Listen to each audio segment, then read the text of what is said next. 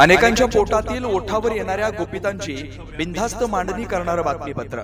आम्ही गाव सोडून शहरांकडे आलो रोजगाराच्या निमित्ताने, नोकरीच्या निमित्ताने, आणि आज मुंबई, ठाणा, कल्याण, डोंबिवली आजूबाजूच्या परिसरात राहिलो असलो तरी आमच्या सगळ्यांमध्ये असलेला संवाद, नातं, गावाकडे गेल्यानंतर आठवणीने एक दुसऱ्याला फोन करणं, विचारपूस करणं, हे आम्ही आताही कोणीच आपण सोडलेलं नाही।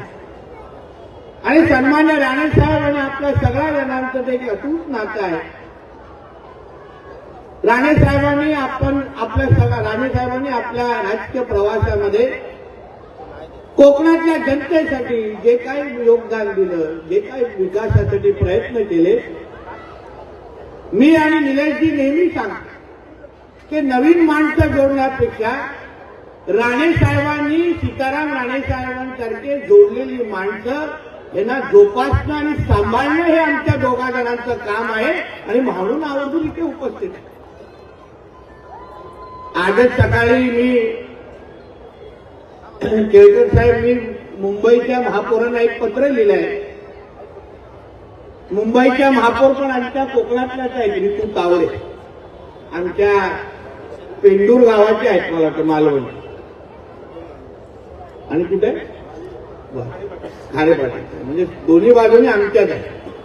आणि त्यांना पत्र लिहिलं की मॅडम, आपण कोकणातले आहात, आज आपण मुंबईतल्या राहणाऱ्या कोकणातल्या जनतेचे आशीर्वाद घेऊन आज आपण महापौर झालेला आहात।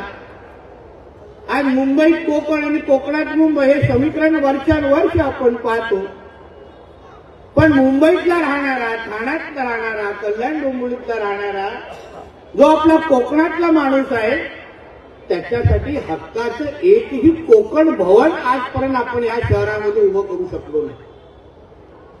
ज्या वास्तूमध्ये कोकणातला माणूस गेल्यानंतर आपली खाद्य पद्धती, आपली खाद्य संस्कृती, आपली एकंदरीत भजन संस्कृती असो, आपले नाट्य, विविध आपल्या दशावतार सारखी नाटकं असतील, की आपल्या विविध खाद्य पदार्थ जे आपल्याला भेटतात, जे असंख्य ह्या बचत गट स्टॉलमध्ये आपल्याला उपलब्ध होतील, या सगळ्याचा एक केंद्र म्हणून, आणि त्याबरोबर आपले जे मुलं मुली जे इथे शिकतात, किंवा जे गावावरून जे आपण काही लोक कधी कधी नातेवाईकांना भेटायला येतो, आपल्याही हक्काचं त्या शहरामध्ये कोकणातलं भवन असलं पाहिजे, ह्या संबंधितची मागणी मी मुंबईच्या महापौरांकडे केली आहे।